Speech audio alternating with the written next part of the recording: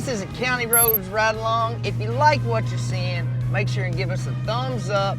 Make sure and subscribe to the channel and click that bell over there so you can know when we put new videos up. We got my buddy Dan Couch in here with us today. Hey. Fellow songwriter from Nashville. Well, originally from, where would it be? Indiana. Indiana. Let's go.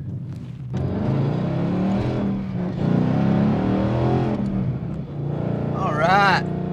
Gotta get on a little bit to get started here. Give me the rundown of the Dan Couch story. I came to Nashville via the West, where I'd gone after college. I was out there selling medical supplies. Became real disenchanted with my life and my career, and told my beautiful new wife that I wanted to move to Tennessee to become the next Garth Brooks. That's the true story. So I was pretty delusional, but that got me to Nashville, got us to Nashville. And I feel like that's what it took for me to get into more songwriting. I'd already written some songs, but I hadn't really thought about that as a career. Started writing songs, found my true passion, was alive again inside, and here we go. We're making history now. When did you start writing songs?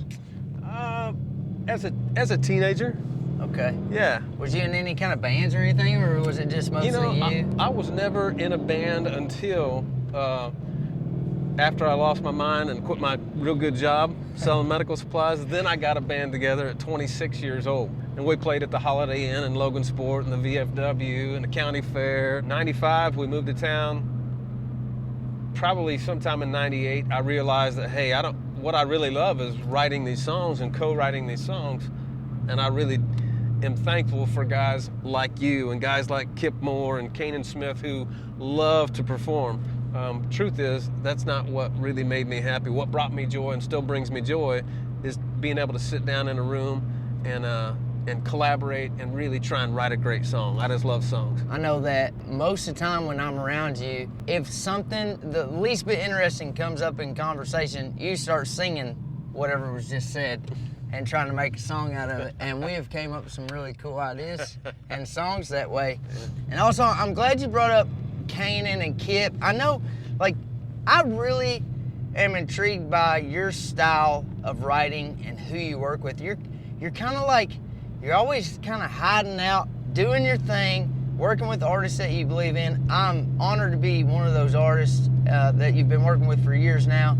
But talk a little bit more about, I'm a big fan of Kip's stuff. I've told you 100 times, my wife's favorite song, she's a huge Kip Moore fan. She loves Hey Pretty Girl. Me and Teddy used to burn that Chevy all the way out to Maryland. That song came on for the first time. I was like, my God, come on. So talk a little bit about like those artists and your journey with Kip and everything, and what that's been like for you. Got a call from Nate Lowry, who was now running publishing creative for Brett James at Corn Man, and he said, hey, we got this guy, I think you guys would write good together. And that's how Kip and I were introduced. Didn't know each other, knew nothing about him, he knew nothing about me. Just somebody set us up for a co-write. And we got together, wrote a song. Brett James really liked the song. We went in and demoed it. And then we just kind of got on a roll. And this is 2008. Nobody knew who Kip was. Kip was behind the scenes trying to get the songs and get noticed with the dream of getting a record deal. And he actually didn't sign a record deal until 2011, I think, early 11 or late 10. And by that time, we had started writing songs, started getting some attention with our songs, started getting songs on hold with other artists. And then Kip gets a record deal, records 5 of the songs that we've written, and changes both of our lives. And we've never stopped, we've never taken our foot off the gas. Kip loves writing songs as much as he loves performing, so he's always hungry, always trying to write.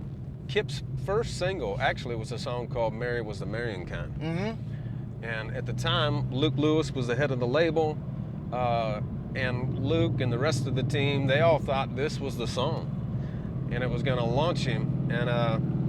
And so for the first time, I started believing, because you have to kind of approach this business cautiously optimistic, to keep your sanity, because there's a lot of letdowns, a lot of unintentional letdowns. Yeah. Nobody's trying to let you down, but things happen. And so Mary Was the Marrying Kind comes out. He had, 23 first week ads and 10 the next week, and then I hear, hey, we're gonna pull this single and come with another one. But at that time, I can tell you that it was heartbreaking, and it's been the only time since I moved to Nashville that I started to doubt what I had done, the career I had given up. The head of the label told us it was a hit. This is a hit. This is going to be your first hit.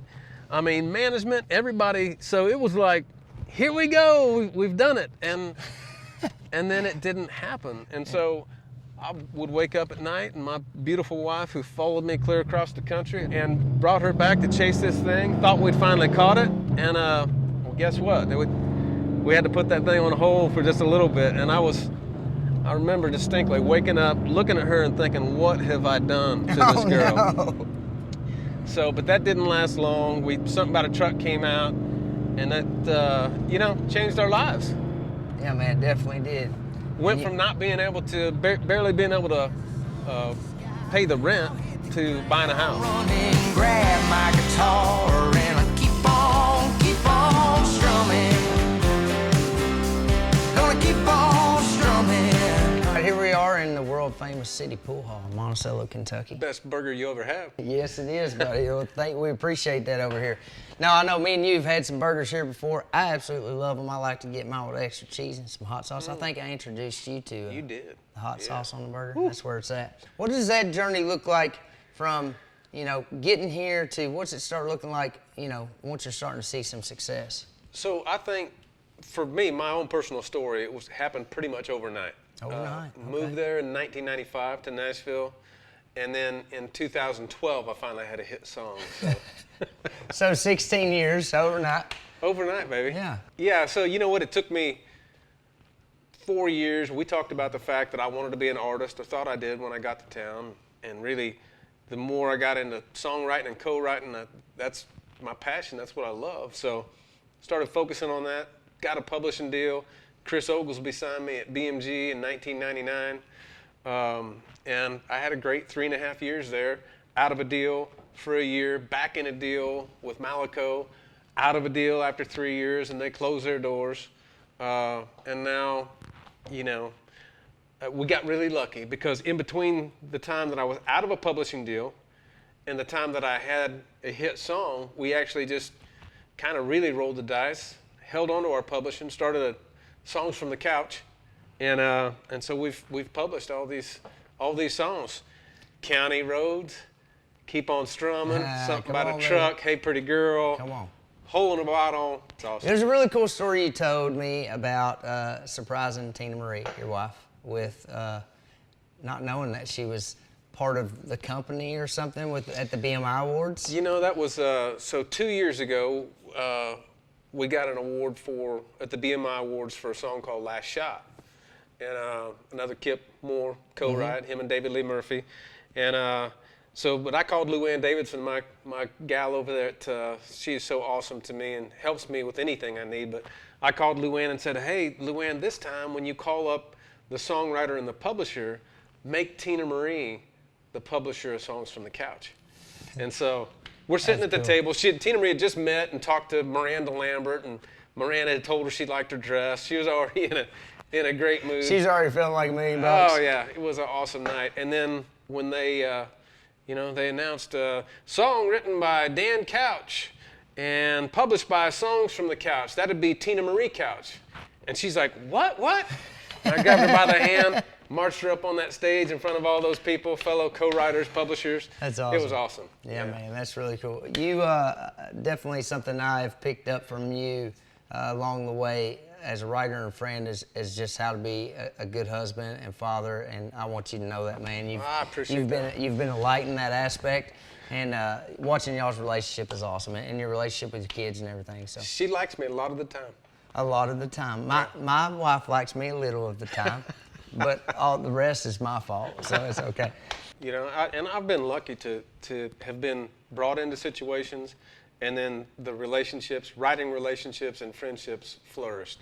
So I've never been the kind, and especially since probably 2008, I know that it can be very prosperous to run around and get into every room that you can get with, every hot rider trying, and it just never felt right for me. So I focus on stuff I believe in, people I believe in, and man, here we are today. So yeah, man, celebrating county roads. This whole thing that we're doing right now, this thing mixed with cars and music and writers and awesome burger joints and jukes and everything. It's very nostalgic to me. I love it. That's the parts of American culture that I love the most, is the music and the car culture and places like the City Pool Hall in Monticello, Kentucky. This is just like oozes America to me. Yeah. So it was all born by that song that we wrote, County Roads, and Keep On Strumming, another song that I'm super proud to have on this project. And, many more songs of ours to come in the future. Off to a good start with My Boy. We just heard it on the radio. Come on, baby, yeah. Local station. Local station here playing My Boy. And the first time we got Oscar, the producer and co-writer friend of ours on County Roads and Keep On Strumming. He got to hear for the first time a song that he produced on the radio. That was a pretty cool experience. Super cool. To get to see him jamming that in a car a while ago. So. Right. No, man, I appreciate you. This whole project is my baby. It's a passion project, and I want people to get an inside view into the people behind these songs and really the foundation of my career, and that's my co-writers and my teammates, my partners. Thank you for coming on here today and joining us. That's a big team. Yes, You got sir. a good one. Appreciate you, man. All right. Thank y'all for joining me and my buddy Dan Couch on this episode of County Roads Ride Along. If you're ever in Monticello, Kentucky, be sure and stop at the City Pool Hall and grab you a burger. Y'all keep on strumming. Here's to the lessons that don't come cheap. To the